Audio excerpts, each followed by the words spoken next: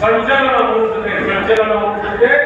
ನಾವು ನಿಜಕ್ಕೂ ಸ್ಫೂರ್ತಿದಾಯಕವಾಗಿರುವಂತಹ ಮಹಾನ್ ವ್ಯಕ್ತಿನೇ ನಾಡಪ್ರಭು ಕೆಂಪೇಗೌಡರು. ನಮಗೂ ಅಷ್ಟೇ, ನಾವು ಆ ಕಡೆ ಸಭೆಯಲ್ಲಿ ಬಂದ ವ್ಯಕ್ತಿ, ನಾವು ವೇದಿಕೆನ ನಾವು ತಪ್ಪಿದ್ರೆ ನಾನು ಅಂದ್ಕೊಂಡಿದ್ದೀವಿ.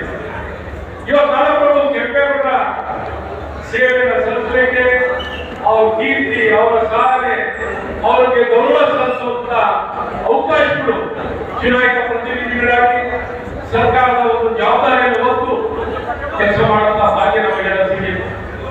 ಆ ಒಂದು ಸಂದರ್ಭದಲ್ಲಿ ನಮಗೆಲ್ಲ ಗೊತ್ತಿದ್ದ ಹಾಗೆ ನಾಡಪ್ರಭು ಕೆಂಪೇಗೌಡರೇ ಸಮೃದ್ಧಿ. ಹಾಗಾಗಿ ಅವರ ಒಂದು ಪ್ರತಿಮೆ ಹೆಸರೇ ಪ್ರಗತಿಯ ಪ್ರತಿಮೆ, ಸ್ಟ್ಯಾಚ್ಯೂ ಆಫ್ ಪ್ರಾಸ್ಪರಿಟಿ. ಇಡೀ ವಿಶ್ವಕ್ಕೆ ಒಂದೇ ಸಂದೇಶ, ಕೆಂಪೇಗೌಡರು. ಹಾಗಾಗಿ ಎಲ್ಲ ಕಡೆ ಸಮೃದ್ಧಿನ ಪಡೆಯಬೇಕು. ಇವತ್ತು ನಾವು ಯಾಕೆ ಏನು ಆಚರಿಸ್ತೀವಿ, ಸುಮ್ಮನೆ ಆಚರಿಸಲ್ಲ.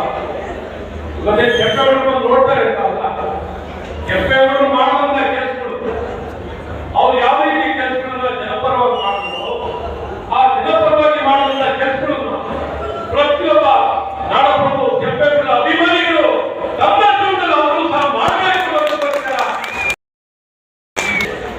ಇವತ್ತು ಈ ಸಭಾಂಗಣ ನಾಡಪ್ರಭು ಕೆಂಪೇಗೌಡ ಹೆಸರಲ್ಲಿ ನಾಮಕರಣ ಆಗಿರುವಂತಹ ಒಂದು ಸಭಾಂಗಣ. ಹಾಗಾಗಿ ಇವತ್ತು ನಮ್ಮ ಮಕ್ಕಳಿಗೆ ಹೇಳ್ತೀವಿ, ನಮಗೇನು ತಿಳಿಸ್ಕೊಳ್ತೀವಿ, ನಾವೇನು ಸಂದೇಶ ತಗೊಂಡ್ತೀವಿ, ಅಸಹಾಯಕರಾಗಿ ಕೆಲಸ ಮಾಡೋದಲ್ಲ. ಸದೃಢತೆ, ಭರವಸೆದಾಯಕವಾಗಿ ಸದೃಢತೆ, ಅಸಹಾಯಕತನ ಯಾರಿಗೇನು ದೋಷಿಸಬೇಕಿಲ್ಲ, ಯಾರಿಗೇನು ತೆಗಳಬೇಕಾಗಿಲ್ಲ. ನಮ್ಮ ಶಕ್ತಿ ಏನು ಅಂತ ಇಡೀ ವಿಶ್ವಕ್ಕೆ ತಿಳಿಸುವಂಥದ್ದು ನಾಡಪ್ರಭು ಕೆಂಪೇಗೌಡ.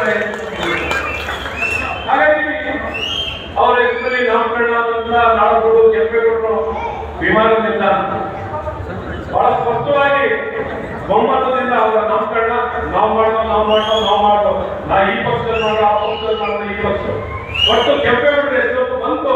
ಅದೇ ನಮ್ಗೊಂದೇ ನಮ್ಮ ಪಕ್ಷದಿಂದಲೇ ನಾಡಪ್ರಭು ಕೆಂಪೇಗೌಡರ ಹೆಸರನ್ನ ಅಂತಾರಾಷ್ಟ್ರೀಯ ವಿಮಾನ ನಿಲ್ದಾಣಕ್ಕೆ ನಾಮಕರಣ ಮಾಡ್ತಾರೆ. ಏನ್ ದಾಖಲೆ ನೋಡಬಹುದು ವಿಧಾನಸೌಧದಲ್ಲಿ, ಬೇರೆ ಎಲ್ಲೋ ಕಡೆ ಸರ್ಕಾರದಲ್ಲಿ ಆಜ್ಞೆ ಮಾಡಿದಲ್ಲ, ವಿಧಾನಸೌಧದಲ್ಲಿ ಸದನದಲ್ಲೇ ಒಂದೇ ರೆಸಲ್ಯೂಷನ್, ಎಚ್ ಕುಮಾರ್ ಒಂದೇ ರೆಸಲ್ಯೂಷನ್ ಮೂವ್ ಮಾಡಿ ನಾಡಪ್ರಭು ಕೆಂಪೇಗೌಡರ ಹೆಸರನ್ನ ನಾಮಕರಣ ಮಾಡಬೇಕು ಅಂತ ನಿಶ್ಚಯನ ನಮ್ಮ ಸರ್ಕಾರದ ಅವಧಿಯಲ್ಲಿ ನಾವು ಮಾಡಬೇಕಾಗಿದೆ. ಇವತ್ತು ಪ್ರತಿಮೆ ಅವರೇನು ಪ್ರತಿಮೆ ಮಾಡಲಿಲ್ಲ, ಇಡೀ ದೇಶದಲ್ಲಿ ಹೇಗೆ ಮಾಡಬೇಕು ಅಂತ ಮಾಡಿ ತೋರಿಸಿದ್ವಿ. ಇಡೀ ರಾಜ್ಯದಲ್ಲಿ ಪ್ರತಿಯೊಂದು ಗ್ರಾಮದಿಂದಲೂ ವೃತ್ತಿಗೆ ಮಣ್ಣನ್ನ, ಪ್ರತಿಯೊಂದು ಪುಣ್ಯಸ್ಥಳದಿಂದಲೂ ಮಣ್ಣನ್ನ ಶೇಖರಣೆ ಮಾಡಿ ಇವತ್ತು ಅವರ ಪ್ರತಿಮೆ ಹೇಳಿದ್ರು. ಅಲ್ಲಿ ಏರೋಪ್ಲೇನ್ ಹೋಗಿದ್ರೆ ಹೆಸರು ಕೆಂಪೇಗೌಡ ಆಗಕ್ಕಾಗಲ್ಲ, ಚಿಕ್ಕ ಕೆಂಪೇಗೌಡ ಆಗ್ತದೆ.